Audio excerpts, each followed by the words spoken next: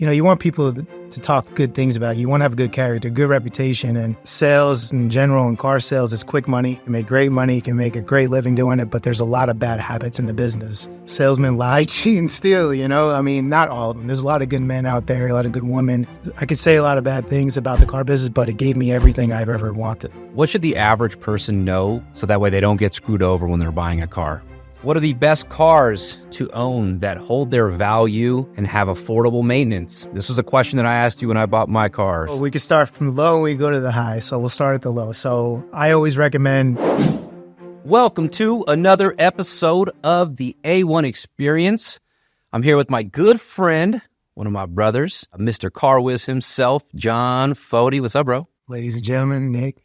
What's up, man? What's up, man? So, if you don't know Jon Fotie is the CEO and founder of the Car Wiz, and I've witnessed this man create this company from literally nothing. If you don't know what the Car Wiz is, it's a nationwide dealer and car buying service. It's the best car buying experience you will ever have. I mean, you just have to buy a car to know what I'm talking about. But if you ever bought a car at a dealership, you know how interesting those experiences can be. Jon is a husband and father of one with one on the way and a man of integrity, and I'm honored to call him my brother. My brother. Welcome to the show. Thanks, man. Thanks for having me. It's an honor to see what you have been going on and your growth. I mean, we both came from nothing, right? We both see each other from zilch, and it's a pleasure, man. We're just getting started, baby. We're just getting started. So the first question I have for you is that in the car business, I've seen you come from like the very bottom of the car business back in our UNLV days.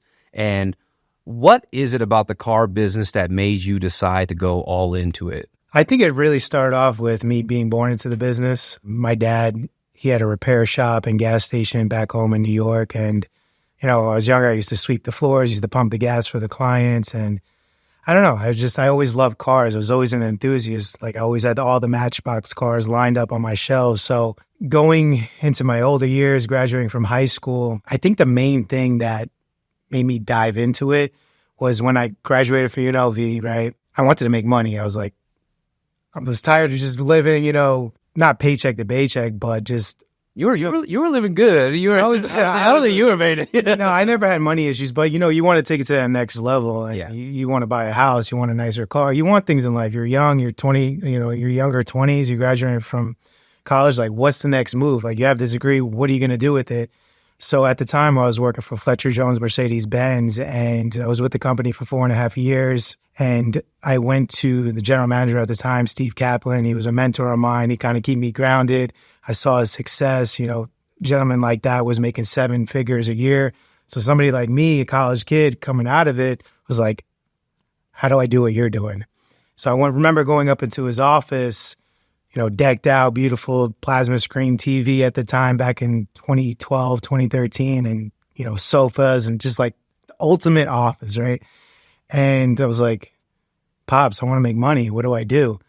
He's like, well, Jon, he called me Jonathan. Well, Jonathan, let me tell you, the best and high-paying jobs in the world are commission-based jobs. Get into sales. He was kind of hinting me to get into car sales, and that's what triggered it. I was just like, all right, I'm going to start selling cars. I want to start making money. And once I started my first job at Nissan, I went to Planet Nissan at the time. Back in April 2013, I started. The dealership was selling over 600 new cars, 600 total cars a month. Number 2 in the country. I walked in selling over 30 cars a month just because I was hungry. I was a hustler and I wanted to make money, and the rest is history. So yeah, we talked about this, especially on the Barbells podcast. You had a proven track record for success at Nissan. You were number 1 for the longest time while you were there. And you could have went the route where you very easily, probably maybe already even perhaps been a GM of a store making $500,000 a year, right? That's fair to say that's what they make. But you decide, I'm just going to create something from scratch. And you walk away from, that's not an easy task, right?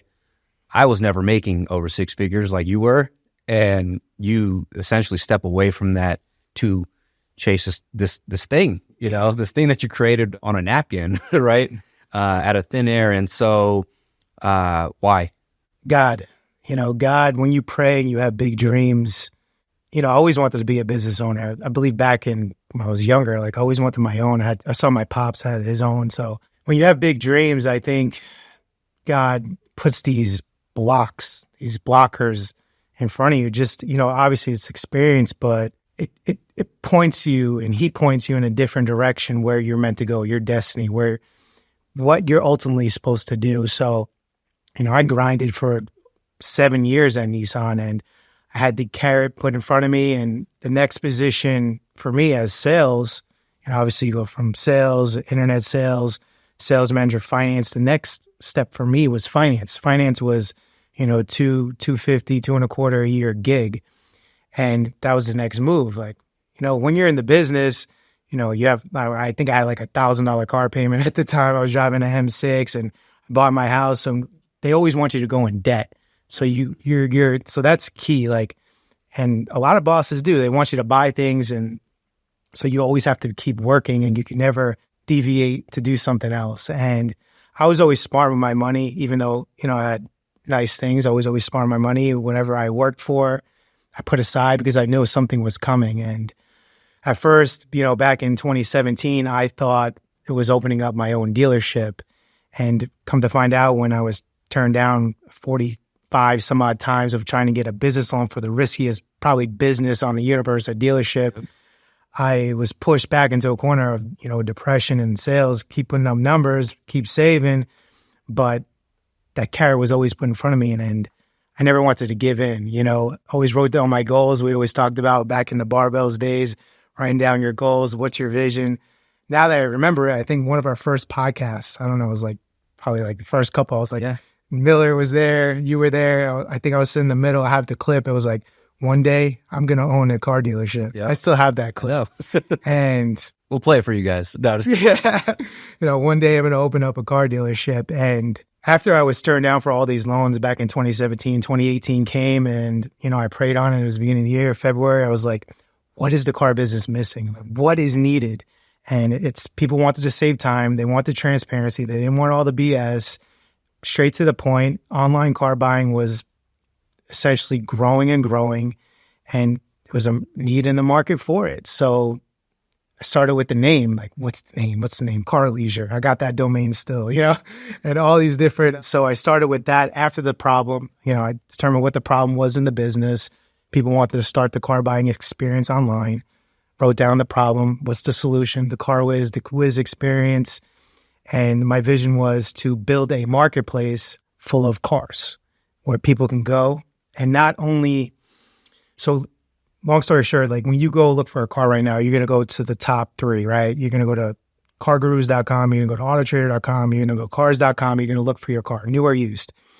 If you find a car that you like, you're going to put your information in, get sent out to that dealership where the car sits. Somebody from that internet department, sales department is going to call you, bring you in, and that's it. Whereas the CarWiz comes in, our company, is where we help you find that car. We're the middleman. We help you get the best experience, whether it's not that dealership, it doesn't work out, another dealership. If it's out of state, you want a better deal, we're going to get you the car. We're going to ship it to your house. So that's what made me create the CarWiz. And I found out when I first getting started, I was just helping people buy cars essentially. When I first got started, that was a solution. Then I came to find out as you kind of grow and you learn new things and you deviate and you find out what's missing, what works, what doesn't work, just as an entrepreneur, right? I was missing out on having my own inventory. There's huge profits in that. It's much more profitable. You have much more control of the experience. And that's where I set out to get my dealer license. So I set out back in, it's been about 1.5 years now since I got licensed in California. So not only are we licensed in California, and recently in the past year, over last summer of 2023, we got licensed in Nevada. So now we're licensed in 2 states. So keep growing. And let me ask you this. Yeah, please. Was there anything while working in the car business, was there anything that you just couldn't stand and you were like, I can't wait to have my own thing so that way I can do it this way? Man, salesmen lie, cheat, and steal, you know? I mean, not all of them. There's a lot of good men out there, a lot of good women, sales professionals who take it seriously. But, you know, the experience, you know, you want people to talk good things about you. You want to have a good character, good reputation. And sometimes when you're working for a dealership, they don't have the best reputation no matter how good you are. You know, it falls on that business owner or the owner of the company. The leadership. So not only that, politics in the business, it's a lot of bad habits. You know, it's sales in general and car sales. It's quick money. You can make great money. You can make a great living doing it, but there's a lot of bad habits in the business. And that's why I first learned when I was young. I was 23. Don't have bad habits. You know, be a good listener, but there's a lot of gambling, especially in Las Vegas, where we come from, smoking, drinking, drugs. So staying away from that and being focused. And don't get me wrong, you know, I could say a lot of bad things about the car business, but it gave me everything I've ever wanted. Yeah. And recently, I think the business got saturated, watered down with the online portion of it. A lot of people started buying cars online, and younger sales professionals coming into the business and trying to learn, they don't take it as seriously. They're not as hungry. They don't want to learn the product. They don't want to learn the basics of the business. Whereas, yeah, it might be beneficial for someone who's hungry and wants to come in and make a great living and have a great career. But at the other side of the business, customers do not have a good experience. Yeah. So say I wanted to be a general manager of a dealership, right? I have to, which I'm doing now. Like I'm an owner, I'm a general manager, you know, I'm a controller of everything. I'm a jack of all trades because I had to learn the business, but that's the downside of the business is these fresh people coming to the business, not taking it seriously, not putting their best foot forward. And, you know, even the older salesmen and whatnot in the business, salesmen, sales managers, they just get comfortable. Nobody wants to grow. Nobody wants to get better. I'm not going to say no one.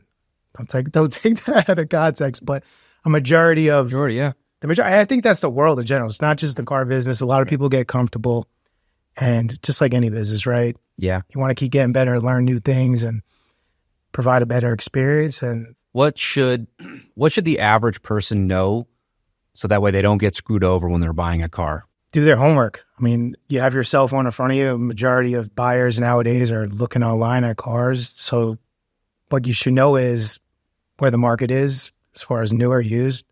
If it's a new car, look at the sticker. Are you paying over? Are you paying under? What are the rebates? What are the incentives? New cars have better programs. College graduate, active military, first response, better interest rates from the manufacturers. So you might want to look at that if you're looking at new cars. Used cars, look at the market. Go outside, 500 miles. Don't just stay in your area. Vegas, since we're here, right? I'll give a great example. Vegas is a monopoly, right? So there's not as many dealers in Las Vegas. So prices are a little bit higher than they should be. Say if you go into the California market, us, the Car Wiz, we bring, as you know, we transport a lot of cars to Vegas. So expand your search, you know, especially nowadays, COVID made it where people feel more comfortable buying online from out of state, across the country, which is a blessing for our business, which I encourage other, you know, people who are looking for cars every day, right, to do so. So do your homework, and there's a lot of options out there. What are some things that car salesmen do? What is something that you just didn't agree with? Like you're just like, and that's shady, you know? Like, I really don't agree with that. For me, when I've been banking, nothing sucked more than selling somebody a credit card, right? Because we're encouraged to sell these credit cards, and I'm over here spinning it as, which it was right, it was correct, it was ethical. It's, hey, use this as a tool to build your credit. They come back 3 months later, max that bad boy out, and I'm like, no, Todd, this isn't what you were supposed to do, man. You know, now I can't get you a second one, and so on and so forth. I mean, there's so many ways to manipulate a car deal. I mean, it's in numbers. It's just like people, when you go sit down, or even you can sit at home and try to look at these numbers, there's so many things you can hide on the front end, meaning the sales price of the car, the fees, to the back end where you don't see, you know, it's called packing payments, right? You go into a car dealership, they give you a Foursquare. This is the sales price of the car. This is your trade-in. This is how much down payment, and this is your monthly payment. You know, which works best for you. And that's just such a like a misled thing to do. And that's like the basics of the car business is a Foursquare. Like, here, they call them green peas in the business, right? You have a fresh salesman, they call them for green peas, right? And as a sales manager, here, take this pencil, go show your customer, right? Here's the breakdown. Tell them which option works best for them. And assuming the sale, but it's so misleading because it's not giving you a full breakdown. So a lot of shady. They're looking at the overall number versus. Yeah, you're looking at the sales price, you're looking at trade-in value, you're looking at down payment, and you're looking at the monthly payment. Well, where are the fees?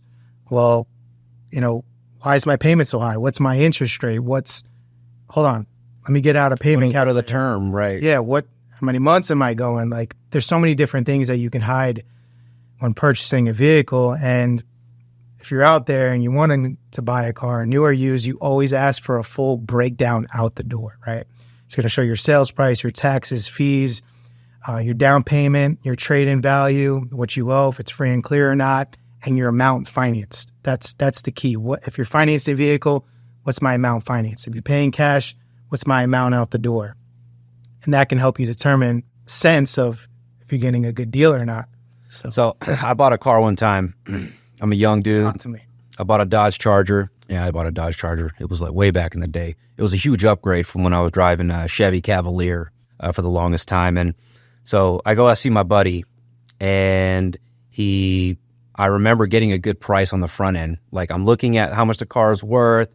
Comes with some, had 22-inch rims. I'm looking at, what he sold me, and I'm like, man, that's a sweet deal. Like, I did my due diligence, and I'm like, all right, cool. It's like always in the back of your head, being a new guy walking a dealership, don't get screwed over. Like, these guys are going to get you, they're sharks. And so he takes care of me. Then he sends me into the office with the finance guy. And this guy, I would say God bless his soul, but I mean, he was kind of a scumbag. He put me together. I remember him going over his story of how he was fighting cancer, just completely. I'm a social guy. I'm like super interested. You have a big heart. Wow, like you overcame a lot there, and so we're going over stuff, and I remember just kind of just signing away, and I remember seeing things, but I just didn't look too far into it because I just kind of trusted my friend on the front end, but of course he didn't take care of me on the back end. It's the next day, and I'm looking through everything, and I'm like, what is all of this? They sold me this coat of protection, and I'm like, what is this? There wasn't no coat of protection, and when did they do it? If I bought this, when did they do it? Because I didn't see them put it on there. Like, what is this add-on? It's like a coat. Like you charged me $700 for a car wash, dog. Like, so 99% of the time, it could be a front end product too. They're not applied to the vehicle. They're just a third-party warranty company. It does cover it. I mean, I'm going to give the benefit of the doubt because there is some protections to it. If you get a ding on the car, if there's some fading, there's some tears in the seats. Yeah, you can go back, you can file a claim, you can get it handled. But most of the time, people buying the cars who are new to this, they don't know those are there. They don't know what they're paying for. And that, we can go back to what I hate about the car business. A lot of dealerships nowadays that I reach out to for our clients, we try to get them the best deal. They'll put a strong online price, maybe $3-4 below market value. And by the time you get the numbers, as a professional, all right, guys, just hit me with the fees. Just, no BS here. What are we looking at? Oh, we got a $1,595 this fee. Oh, we got another $2,000 this fee. Oh, we got so it brings it right back up to market value. And it doesn't make things look right when you're trying to show a customer. So, as a professional, say, hey, listen, let's just look at the overall picture here. This is the total price, what you're getting, the sales price of the car versus what's out there. Yeah, this is what you want. Is it a good decision? Is there something else out there? And we kind of look at A and B options. But transparency is key. People, as long as you give them the right information, and they want what they want, they'll go for it.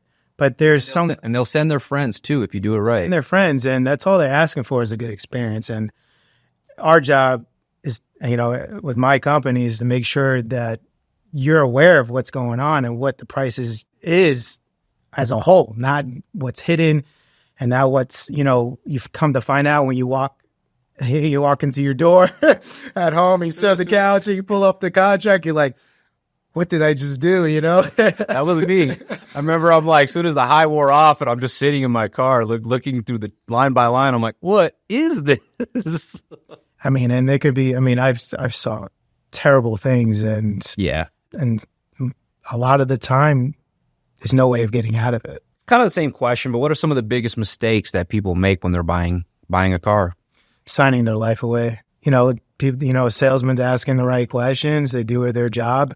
Could be a great salesman, gives you a great experience, but you know, there's multiple people involved when selling you the car. So, you know, as for what you said, you know, your salesman, he helped you out. He got you a good price on the vehicle, good front end, right?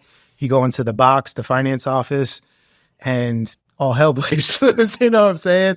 So I think you're already emotionally attached to it at that point. Yeah, because you already signed some sort of commitment, right? You ran your credit. You're all excited. You're already texting your everyone else that you bought a car already. Now you're not going to back out. Right? Posted on social. You already, oh, look what I'm getting. You know, look where I'm at. Like, so I mean, but the good news is nothing's final. Like everyone has a voice, right? That you could say no. There's such a word as no, and as any type of salesman, finance manager, their objections, they love objections. No is the first, you know, initiates a sale. Yeah. So without a no, there is no sale. So they say, you know, just look what you're doing. Yeah. So you say sign your life away. Are you saying just taking on a payment that they just have no business having? Yeah. I mean, we can go into that as well. I mean, there's a lot of people out there that they shouldn't be paying $500, $600, $700 a month, and they're only making a couple grand a month. And right. You see it all the time. And the young guys getting the Hellcats, and I know what those cost to insure. And not only do they have some $900 payment or whatever, but on the insurance side, it's going to probably be like $500 there too. They're probably living with mom and dad too, because if they're, you're making $15 an hour, and you have a $600-$700 plus car payment plus $300 a month car insurance, you have no business doing it. Yeah. But I mean, there is other ways to, make sure you're getting a good deal and purchasing the vehicle, your interest rate, right? What's your term and the overall price of the car. So there's so many different things, like I said, so many different ways to maneuver a car deal to make sure that A, not only if you can afford it, but B, making sure you're buying it right, because guess what? Most of the time, as soon as you roll over off the lot, car's yours. You're an owner. That's what they say. Like, you're an owner, car's yours. Sorry. Best of luck. How I've liked working with you is because I don't have to work with the dealership. I remember we're getting ready to buy this Lexus, and I'm like, bro, do I even have to walk in and deal with them when I test drive the car? I don't even want to deal with them. Like, are they going to twist my arm as soon as I'm done test driving? And then they're going to, I don't even want to, I didn't even want to be in that position. And, I guess my shameless plug is there was no pressure. You connected me with people. I got to go test drive the car, and it was like, cool. All right. We'll see you later. When he's like, here's my car if you need anything. I was like, that was awesome. I thought I was going to be twisted, and come into my office real quick. Let's chat. And I was going to have to. Well, that's the benefit. I'm not here to sell my company. I'm just going to keep it real. That's the benefit of coming to us and telling you, hey, do you want to test drive the car first? Do you already know what you want? Hey, okay, you want to go test drive it? Great. This dealership has the car. Why don't you tell them, go take a look, tell them I sent you, and you're just looking for now. And then when the time is right, you'll make a decision if you want to make the purchase or not. Yeah. So what are the best cars to own that hold their value and have affordable maintenance? This was a question that I asked you when I bought my car. So okay, what are the best cars when it comes to that? We can start from low and we go to the high. So we'll start at the low. So I always recommend Toyota, and I recommend Honda, right? And a lot of people hear that, Toyota, Honda are one of the most reliable, most efficient, longevity cars on the road. So I always recommend Honda, Toyota. Toyota is probably the best and most desired car, I don't know if in the world, but definitely in America as of now. So I would start with Toyota if you're, just looking to get started. And Toyota makes great products. And then you could spend north of $70,000, $80,000 on a Toyota, believe it or not. So right. They're not cheap cars by all means, but Toyota, as far as reliability and longevity, maintenance, love Honda as well. That's a great way to go. So I always recommend, and you could see, if you guys follow me, you'll see that what I put my friends into, what I put my family into, it's mostly Toyotas. Okay. So, and then you go up a notch, you go into the Lexus. Nick was looking at, like, when you were purchasing the TX at the time, you were asking me, like, what cars are best? What should I do? I'm like, Nick, you want something that's going to hold its value and not going to cost you a headache? Get the Lexus, right? Get the Lexus. So that next class is a Lexus. Now, Lexus is a premium luxury class. So a lot of people, I lease my wife, she has a BMW, so I lease that. But if you're going to purchase anything, I definitely recommend a Lexus in that class. But as far as if you're going to go new, brand new, I always recommend leasing, so you don't have to worry about any negative equity or anything like that. Maintenance, it's always covered under warranty. You're safe. So, BMW, Mercedes, Audi, in that class, look into leasing if you want to go brand new. Got it. And then, you could start going to exotics. We're talking about Lamborghini Huracans. We're talking about, Ferrari 488s, they keep their F8s. They hold their value. They hold their value very well. I was just talking to someone the other day. We have a 2016 Lamborghini Huracan LP610 listed. Original MSRP was $275,000, right? To 2016, it has 14,000 miles on it, and we have it listed for $211. So you're looking at that 275 MSRP back in 2015, 2016 to 210, 211. Nowadays, it took a less than a 20% hit in its value. Right. Over how many years? 8 years? So something like that in the exotic game, you can't really lose on as well. So right. Definitely an advocate of, Lambos, not all of them, but some of them. And what I thought was interesting is that there's a way to own nice cars without taking an L on them. Yes, and I think I've seen you and my cousin do this over and over again, where it's like you're buying this nice car. It's pretty rare in a way, right? He has this sun-kissed orange Beamer, and he's not putting a lot of miles on it, and he actually flips it a couple years later for a profit. Exactly. And I'm like, that's actually pretty cool. Explain that game. Like, how can people get into that? It's an enthusiast car, right? I'm assuming he had an M3, M4. So there's a lot of buyers out there, in that, $60,000 to $80,000 price range that want something clean, sporty, has the power, is a head turner.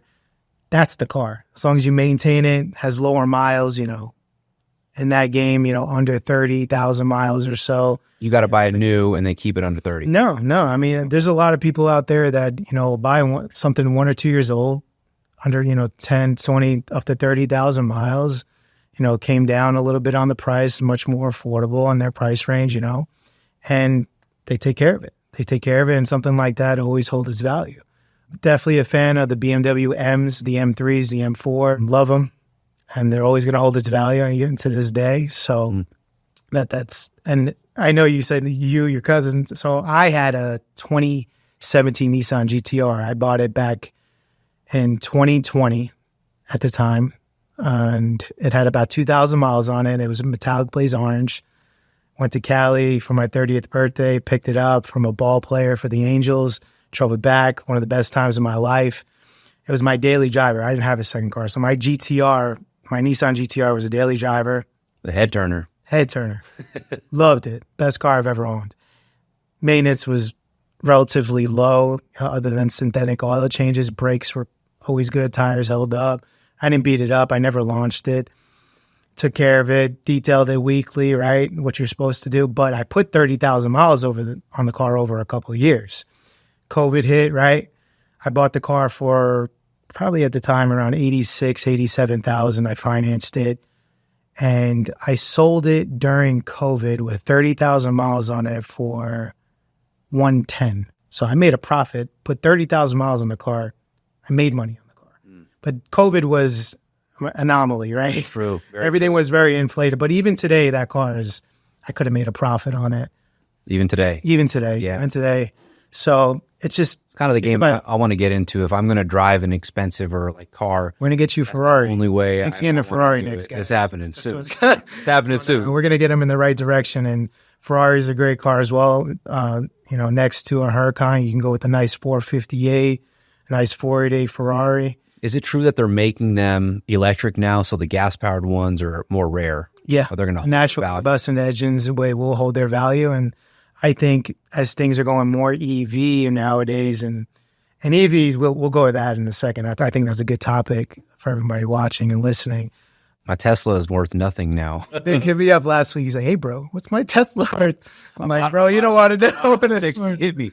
And it was a nasty drop. So yeah, as things are going EV, hybrid, and they're going, Porsche's making it's going to run on water, essentially H2O, right?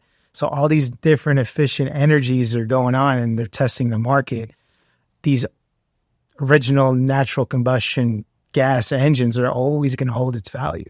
Always. They're going to go up as long as you don't beat the shit out of them. Right. And you take care of them just like you would anything else. People who are buying these cars, they want to see the service records. They want to see that it was not too many owners. It wasn't hoard out, like 6 owners. Was it a rental car? Was it a rental car? Like, those are big questions that we get asked every day. Tell me about it. Yeah. What do you know about it? And it's our job, selling these exotic cars, selling 2, 3, 4, $500,000, $1 million cars now, that we have to answer these questions. And we want to know just as much, because these clients that we're selling them to, they're coming back. You give them a good experience, you give them a good car, they love it. Guess what? I'm going to help them resell that car. I'm going to put it on the CarWiz.com with, the 6,000 others right now. I'm going to help them get top dollar for their car because they took care of it. We sold it to them, and it keeps coming back. It's recycling. So talk about the Tesla Cybertruck. I'm kind of scarred. I don't know if I want to buy another Tesla because of the value drop so significantly. It's hype right now. Yeah. Just like anything else. Yeah. It's hype. It's hype. I just had one come by to the store today, and it was a beast. I think MSRP is 120, 130,000. But you get your hands on a Beats. If you want one right now, you have the money to do it. You're paying over $200,000 to get it. So it's just hype right now, just like anything else. They're going to come down. I just told somebody today who hit me up on, IG. I'm like, I have mixed feelings about it. Would I buy one? No. For the right price? Maybe. I'm not sold on Tesla. I'm not sold on EVs. I have never owned an EV. I probably won't own an EV until... What about the stock? It's down right now. Is it a good time to buy? Tesla stock? Yeah. Tesla is the stock to buy. Yeah. I mean, I believe... It's a data company, right? It's not a vehicle. Like, they're just getting driver data. They're getting driver data. They're going to autonomous driving, right? These cars are going to be driving themselves soon, right? There's nobody going to be behind the steering wheel. I believe in it. The only EV company I would ever invest in would be Tesla. And I'm invested. All right. So what is the worst car to own? Like, just might as well just throw your money away. Like, I mean, nowadays, you'd love this subject. What do you know about Kias and insurance? Is it Kia and Hyundai right now? Kia and Hyundai. So you tell me, why is insurance premium so high on Kia and Hyundai? Hyundai as well, right? You can't insure them. From 2016 to 2021, we can't even insure them. Because of what? The theft? The theft. Yeah, the theft ratio. I'm not saying they're bad cars. Like the Kia Telluride's beautiful family, SUV. Hyundai Palisade, beautiful family SUV.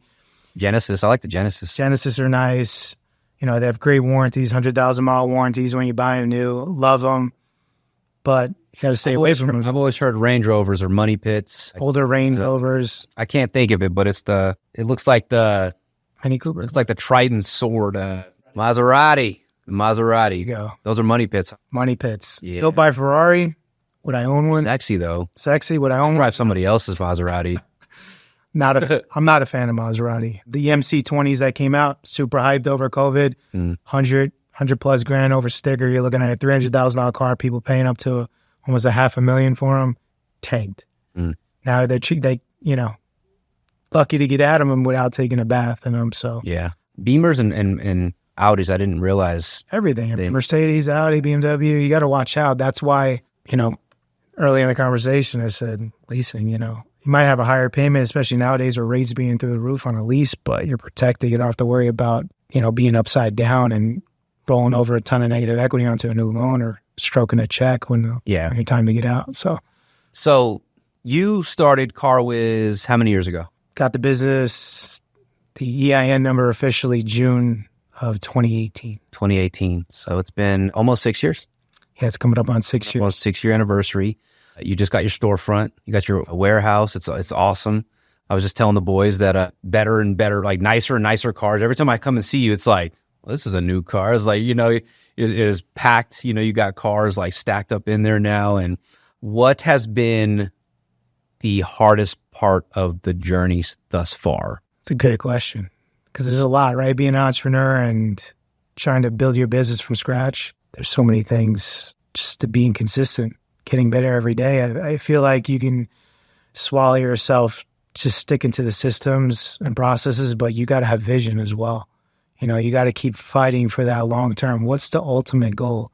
I forget. I was reading the other day. I'm reading the book right now with Patrick Bet-David, the next 5 moves. Yeah. And he was talking about, I saw the quote before by the founder of IBM, forgot his name, but basically he had a quote, and it's, what's your end goal? Where are you looking? What's the ultimate picture of your business? And that's the way you start having to be and act and think and feel, and right now. Yeah. So is that always changing for you, or you still have that same kind of picture in mind for where you want CarWiz? Solid. I know exactly where I want it to be and how I'm going to get there. Okay. That was the blessing, over the past couple of years. Ever since I got fired from Nissan, because I was working at Nissan trying to build the company at the same time, right? Ever since I got fired and I took that leap of faith going into COVID, right? Yeah. I didn't have a clear picture for the CarWiz. I didn't know I was going to be a dealer. When I got fired, I was like, I didn't know if I was going to be a dealer. Yeah. Then just everything just started making sense. And, what can make this business better? How can I have more control? How can I make a better experience? How can I take this company public? Mm-hmm. That's my dream. That's what I want to do, which it is. How's it going to happen? It's wild how things start unveiling itself. What used to be like so mystical and foreign, it's like, how is this going to happen? And then things just start like kind of just placing itself in front of you, and then it becomes clearer and clearer. And then it's almost like, how didn't I see that before? Or why was it so hard to see before? And obviously you mature, and you read and you self-develop, and you work on your body, mind, heart, and soul, as one. And I think mastering yourself is key to mastering your own business. Yeah. And the vision of that business. So I think as an entrepreneur, business owner, you have to be able to look into your mirror and to reflection yourself and have a clear understanding what you are, and that can help you have the confidence, the certainty, the courage to determine what's needed out there in the world. What's the need, what's the want, and what's your purpose. Yeah. Right. And then the rest. You reverse engineer it. Yeah. So yeah, you and I have had similar paths in the sense of entrepreneurship, or working in a career, leaping into entrepreneurship, finding our wives. You are a father with another one on the way. I want to know, what has fatherhood taught you about yourself? Patience and presence. And you send me things all the time, and right, like for instance, like not missing out on these early ages. Like my daughter's going to be 3 this month in April. Like this is the most precious times of their lives. Like, and my brother even told me this. Like these years are the best. He told me the other day, like these years are the best years. Just enjoy them, and being present. And it isn't always easy. When you get off of work, you gotta just. What do? You keep your phone away from you? I do. I mean, the phone's always ringing. Texts are always going. Emails are always going. The car business is open to 9, 10 p.m. at night. What are you supposed to do? So it's difficult to put the phone aside, even nowadays, especially when you have the best clients wanting the best experience, buying high ticket items. You gotta service those people. Right. You gotta be attentive to those people, and the hardest part is just, like I said, being present. And I think the last part I'll leave out and I'll leave with is effective. The agenda, what you need to do, dialed, focused, scheduled. And, I have a set schedule. I know what I'm doing every day, every time, who needs to be contacted, where I need to go, what needs to be done, what needs to be signed off on, what needs to be sent, who's going where. And just the more effective you are, the more organized you are, the more confidence and self-awareness you have. So when you go home, open the door, Daddy, Daddy's home, like that smile, like the weight's off your shoulders. You know everything's been handled. You tried your best. You gave it your all. Yeah. Try your best to be present. Not think about too much else going on in the future and tomorrow, which is tough. So I heard they hang on to your every word. We have all this stuff going on in our lives. I mean, a million different things, literally. But any little thing that you tell your kid, you know, I hear from the ages of 3 to 16, you know, they're hanging on to every word. So if you say, I'll be there, it's like, you better be there. If you tell them, I'm going to take you to Disneyland, you better take them to Disneyland. Absolutely. And someday they're not going to want, it's not going to be cool to hang out with you anymore. Somebody told me that. I was like, my brother just told me that. Someday your kid it's not going to be cool. And that's going to be kind of like, and then of course they'll come back later when they like finally realize like, you know, like that is cool, you know, mom is cool, but that's pretty wild. So you definitely gotta, it's such a mind fuck, right? Like, cause we're building, we're growing. It's like, I can't stop creating. I have to keep going. Look, I built this freaking content studio. I got an insurance agency that's doing well, but it's like, what now? You know, it's like, what can we do now? So I'm looking forward to fatherhood. So thanks for, our girls will do the same month. Yep. July. Yep. Whew. Before I get into this last question, I just want to, you know, acknowledge you, man. Your growth, you've kept me sharp.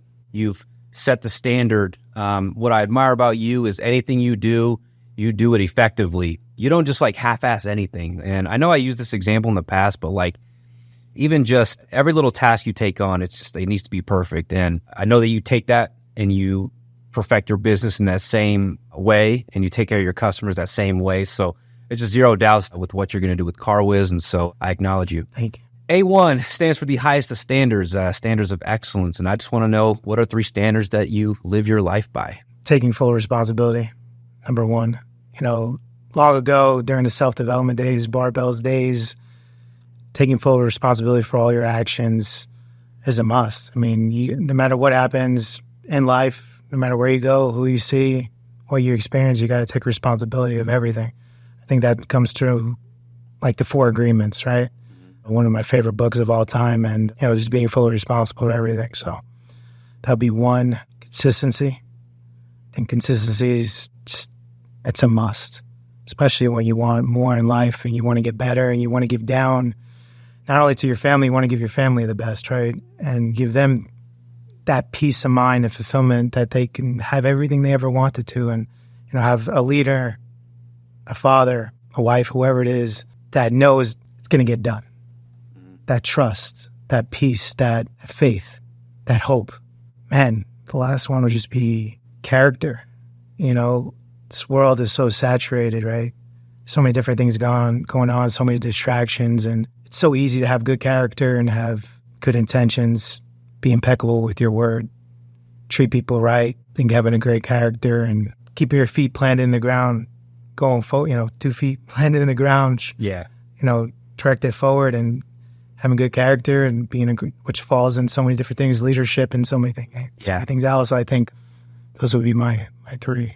That's why I started us off with, you know, you're a man of integrity, especially in the industry that you're in, you know. So, well, how can people find you? Instagram at J_FOTIE, my last name, J_Fotie. The Car Wiz at the Car Wiz USA. If you want to buy a car, thecarwiz.com. Go to the mobile app, download it on the App Store, Google Play, whatever, right at your fingertips. So yes, sir. If you guys tuned in this long, I just want to say thank you guys. And until next time, peace. Thank you guys. Thanks, Nick.